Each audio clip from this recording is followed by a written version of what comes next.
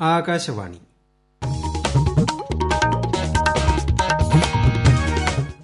നമസ്കാരം. പ്രാദേശിക വാർത്തകൾ വായിക്കുന്നത് രഞ്ജിത്ത്.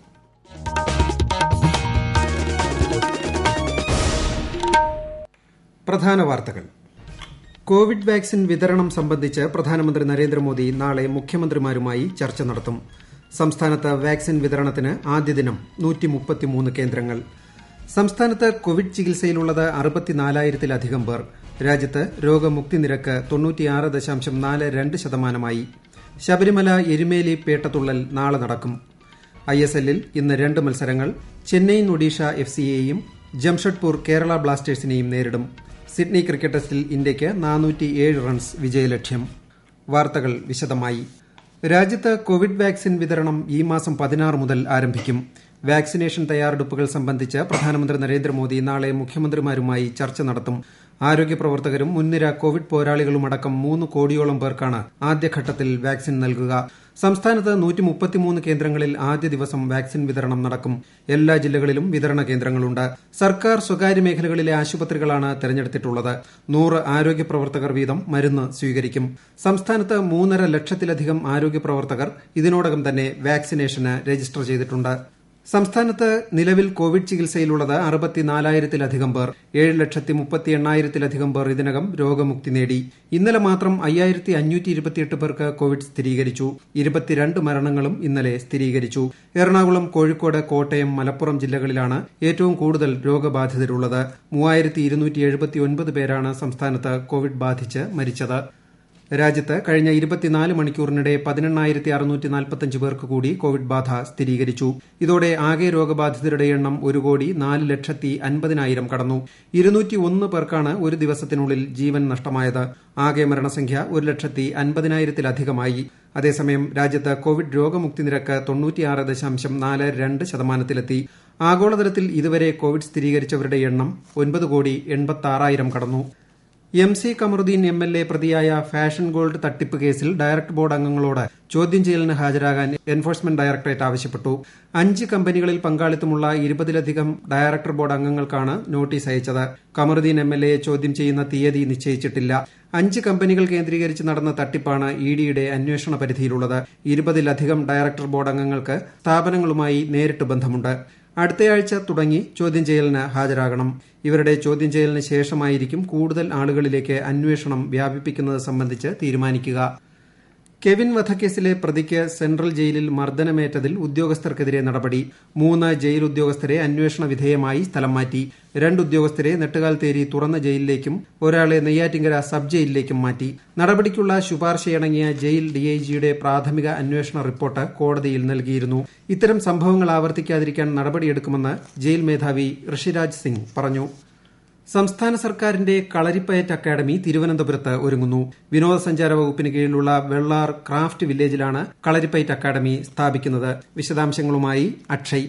കരകൌശല മേഖലയുടെ പുനർജീവനം ലക്ഷ്യമിട്ട് നവീകരിച്ച വെള്ളാർ ക്രാഫ്റ്റ് വില്ലേജിലാണ് 3500 ചതുരശ്ര അടിയുള്ള കളരി സജ്ജമാക്കുന്നത്.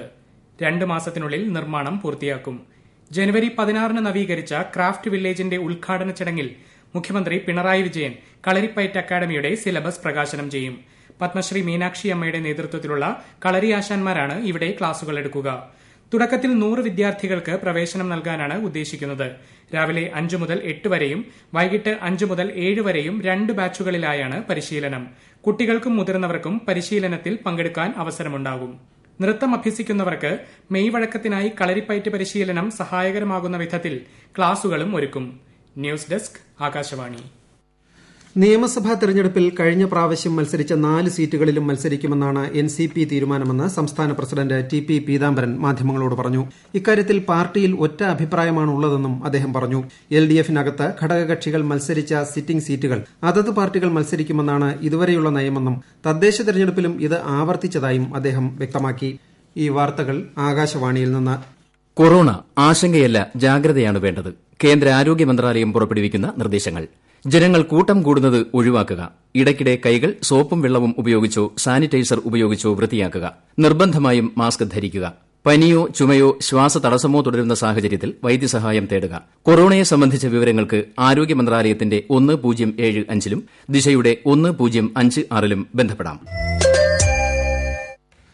മതസൌഹാർദ്ദത്തിന്റെയും മതാതീത ആചാരങ്ങളുടെയും പ്രതീകങ്ങളായ എരുമേലി ചന്ദനക്കുടവും എരുമേലി പേട്ടതുള്ളലും ഇന്നും നാളെയുമായി നടക്കും. കോവിഡ് നിയന്ത്രണങ്ങൾ പാലിച്ച് ആചാരങ്ങൾ മാത്രമായാവും ഇരു ചടങ്ങുകളും നടത്തുക. ഇന്ന് വൈകിട്ട് 7-ന് എരുമേലി നൈനാർ മസ്ജിദ് അങ്കണത്തിൽ നിന്ന് ചന്ദനക്കുട ഘോഷയാത്ര പുറപ്പെടും. പേട്ട ശ്രീധർമ്മശാസ്താ ക്ഷേത്രത്തിലും ആചാരപരമായ സ്വീകരണം നൽകും. രാത്രി 10-ന് ജമാഅത്ത് അങ്കണത്തിൽ സമാപിക്കും. 30 പേർ മാത്രമേ ഘോഷയാത്രയിൽ പങ്കെടുക്കൂ. നാളെ നടക്കുന്ന എരുമേലി പേട്ടതുള്ളലിൽ അമ്പലപ്പുഴ ആലങ്ങാട്ട് സംഘങ്ങളിൽ 50 പേർ വീതവും പങ്കെടുക്കും. തിരുവനന്തപുരം നിശാഗന്ധി ഓഡിറ്റോറിയത്തിൽ ഇന്നു മുതൽ ചലച്ചിത്ര പ്രദർശനം തുടങ്ങും. ആദ്യ പ്രദർശനം വൈകിട്ട് 6-ന് നടക്കും. 3D ചിത്രമായ മൈ ഡിയർ കുട്ടിച്ചാത്തനാണ് ഇന്ന് പ്രദർശിപ്പിക്കുക. ടിക്കറ്റിന് 100 രൂപയും 3D കണ്ണടയ്ക്ക് 20 രൂപയുമാണ് നിരക്ക്. KSFDC യാണ് ജനുവരി ഫെബ്രുവരി മാസങ്ങളിൽ പ്രദർശനം നടത്തുക. കോവിഡ് മാനദണ്ഡങ്ങൾ അനുസരിച്ചാണ് പ്രദർശനം. കോവിഡ് നിയന്ത്രണങ്ങളിൽ ഇളവ് വന്നതോടെ ഭൂതത്താൻകെട്ട് ടൂറിസം കേന്ദ്രത്തിലേക്ക് സഞ്ചാരികൾ എത്തിത്തുടങ്ങി. ഇത് കണക്കിലെടുത്ത് കൂടുതൽ സൌകര്യങ്ങൾ ഒരുക്കിയിരിക്കുകയാണ് അധികൃതർ. വിശദാംശങ്ങളുമായി ആകാശവാണി കൊച്ചി ലേഖകൻ NC ജയചന്ദ്രൻ. ബോട്ടിംഗിന് പുറമെ കയാക്കിംഗ് ഉൾപ്പെടെ ഒട്ടനവധി ജലകളികൾ, ട്രീ ഹൌസ് എന്നിവ സഞ്ചാരികൾക്കായി ഒരുങ്ങിക്കഴിഞ്ഞു. അവിടെ ഇപ്പോൾ 10 ബോട്ടുകൾക്കാണ് സർവീസ് അനുമതിയുള്ളത്. ഇതിൽ 4 വലിയ ഹൌസ് ബോട്ടുകളും ബാക്കി 6 ചെറിയ ബോട്ടുകളുമാണ്. ഇപ്പോൾ തട്ടേക്കാട്, ഞായപ്പള്ളി എന്നീ 2 ഭാഗങ്ങളിലേക്കാണ് സർവീസ് നടത്തുന്നത്. ടൂറിസം കേന്ദ്രത്തിന്റെ സൗന്ദര്യവൽക്കരണത്തിനായി അനുവദിച്ച 2.35 കോടി രൂപ ചെലവഴിച്ച് കോട്ടേജുകളുടെ നവീകരണം, ഏറുമാടം, നടപ്പാതകൾ, ലാൻഡ്സ്കേപ്പിംഗ് എന്നിവ നിർമ്മിച്ചു. കാട്ടിലൂടെയുള്ള സാഹസിക നടത്തവും ബോട്ട് യാത്രയും സഞ്ചാരികൾക്ക് മറക്കാനാവാത്ത അനുഭവമായിരിക്കും സമ്മാനിക്കുക.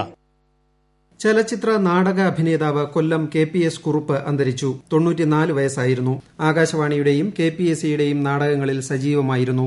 സംസ്കാരം ഇന്ന് വൈകിട്ട് 3-ന് പരവൂർ കുറുമണ്ഡലിലെ വീട്ടുവളപ്പിൽ നടക്കും. ഇന്ത്യൻ ഇൻഫർമേഷൻ സർവീസ് ഉദ്യോഗസ്ഥനായിരുന്ന S. വിശ്വനാഥ മേനോൻ അന്തരിച്ചു. 76 വയസ്സായിരുന്നു. ഹൃദയാഘാതത്തെ തുടർന്ന് പുലർച്ചെ തിരുവനന്തപുരത്തായിരുന്നു അന്ത്യം. ഫിലിംസ് ഡിവിഷനിൽ ഔദ്യോഗിക ജീവിതം ആരംഭിച്ച SV Menon film archives, PIB, DAVP, field publicity വിഭാഗങ്ങളിൽ പ്രവർത്തിച്ചിട്ടുണ്ട്. സംസ്ഥാനത്ത് ചൊവ്വാഴ്ച വരെ ഒറ്റപ്പെട്ട ശക്തമായ മഴയ്ക്ക് സാധ്യതയെന്ന് കേന്ദ്ര കാലാവസ്ഥാ വകുപ്പ്. ഇന്ന് തിരുവനന്തപുരം, കൊല്ലം, പത്തനംതിട്ട, ഇടുക്കി, മലപ്പുറം ജില്ലകളിൽ ജാഗ്രതാ നിർദ്ദേശം പുറപ്പെടുവിച്ചു. നാളെ വരെ കേരള തീരങ്ങളിൽ ഉയർന്ന തിരമാലയ്ക്കും കടലാക്രമണത്തിനും സാധ്യതയെന്നും മുന്നറിയിപ്പുണ്ട്. ISL ഫുട്ബോളിൽ ഇന്ന് 2 മത്സരങ്ങൾ. വൈകിട്ട് 5-ന് ചെന്നൈയിൻ FC ഒഡീഷ FCയെ നേരിടും. രാത്രി 7:30-ന് ജംഷഡ്പൂർ കേരള ബ്ലാസ്റ്റേഴ്സിനെയും നേരിടും. ബ്ലാസ്റ്റേഴ്സിന്റെ സീസണിലെ 10ാം മത്സരമാണിത്. ഇന്നലെ നടന്ന മത്സരത്തിൽ ഈസ്റ്റ് ബംഗാൾ ഏകപക്ഷീയമായ 1 ഗോളിന് ബംഗളൂരു FCയെ പരാജയപ്പെടുത്തി. സിഡ്നി ക്രിക്കറ്റ് ടെസ്റ്റിൽ 2ാം ഇന്നിംഗ്സ് ബാറ്റിംഗ് ആരംഭിച്ച ഇന്ത്യ 2 വിക്കറ്റിന് 92 റൺസെടുത്തു. 31 റൺസെടുത്ത ശുഭ്മാൻ ഗില്ലും അർദ്ധ സെഞ്ചുറി നേടിയ രോഹിത് ശർമ്മയും പുറത്തായി. നേരത്തെ ഓസ്ട്രേലിയ 6 വിക്കറ്റിന് 312 റൺസ് എന്ന നിലയിൽ ഇന്നിംഗ്സ് ഡിക്ലെയർ ചെയ്തിരുന്നു. ഈ വർഷത്തെ ഹജ്ജിന് ഇന്നുകൂടി അപേക്ഷ സമർപ്പിക്കാം. വൈകിട്ട് 5 വരെ ഓൺലൈനായി അപേക്ഷ സ്വീകരിക്കും. കോവിഡ് സാഹചര്യത്തിൽ കർശന മാർഗനിർദ്ദേശങ്ങളോടെയാണ് ഇപ്രാവശ്യത്തെ ഹജ്ജ് ഒരുക്കങ്ങൾ. വ്യാവസായിക പരിശീലന വകുപ്പിന് കീഴിലുള്ള ITIകൾ നാളെ മുതൽ തുറന്ന് പ്രവർത്തിക്കും. ഒരേ സമയം 50% ട്രെയിനികൾക്ക് മാത്രമായിരിക്കും പരിശീലനം. കോവിഡ് മാനദണ്ഡങ്ങൾ കൃത്യമായി പാലിക്കുന്നുണ്ടെന്ന് സ്ഥാപന മേധാവികൾ ഉറപ്പുവരുത്തണം. ഇടുക്കി ചിന്നക്കനാൽ സൂര്യനെല്ലിയിൽ സർക്കാർ തിരിച്ചുപിടിച്ച റവന്യൂ ഭൂമിയുടെ സംരക്ഷണ ചുമതല KFDCക്ക് കൈമാറി. വ്യാജ പട്ടയം ചമച്ച് സ്വകാര്യ വ്യക്തി കൈവശപ്പെടുത്തിയ 5 ഏക്കറിലധികം വരുന്ന ഭൂമിയും കെട്ടിടങ്ങളും 2020 ഒക്ടോബറിലാണ് റവന്യൂ വകുപ്പ് തിരിച്ചുപിടിച്ചത്. പ്രധാന വാർത്തകൾ വീണ്ടും. കോവിഡ് വാക്സിൻ വിതരണം സംബന്ധിച്ച് പ്രധാനമന്ത്രി നരേന്ദ്രമോദി നാളെ മുഖ്യമന്ത്രിമാരുമായി ചർച്ച നടത്തും. സംസ്ഥാനത്ത് വാക്സിൻ വിതരണത്തിന് ആദ്യ ദിനം 133 കേന്ദ്രങ്ങൾ. സംസ്ഥാനത്ത് കോവിഡ് ചികിത്സയിലുള്ളത് 64,000-ലധികം പേർ. രാജ്യത്ത് രോഗമുക്തി നിരക്ക് 96.42%. ശബരിമല എരുമേലി പേട്ടതുള്ളൽ നാളെ നടക്കും. ISLൽ ഇന്ന് 2 മത്സരങ്ങൾ. ചെന്നൈയിൻ FC ഒഡീഷ FCയെയും ജംഷഡ്പൂർ കേരള ബ്ലാസ്റ്റേഴ്സിനെയും നേരിടും. സിഡ്നി ക്രിക്കറ്റ് ടെസ്റ്റിൽ ഇന്ത്യയ്ക്ക് 407 റൺസ് വിജയലക്ഷ്യം. പ്രാദേശിക വാർത്തകൾ കഴിഞ്ഞു. ആകാശവാണി വാർത്തകളും വാർത്താധിഷ്ഠിത പരിപാടികളും all India radio news Thiruvananthapuram എന്ന യൂട്യൂബ് ചാനലിൽ ലഭ്യമാണ്. കൂടുതൽ വാർത്തകൾക്കായി @all India radio news Thiruvananthapuram എന്ന ഫേസ്ബുക്ക് പേജും @ARnews_TVM എന്ന ട്വിറ്റർ ഹാൻഡിലും സന്ദർശിക്കാം. അടുത്ത വാർത്താ പ്രക്ഷേപണം 12:50-ന്.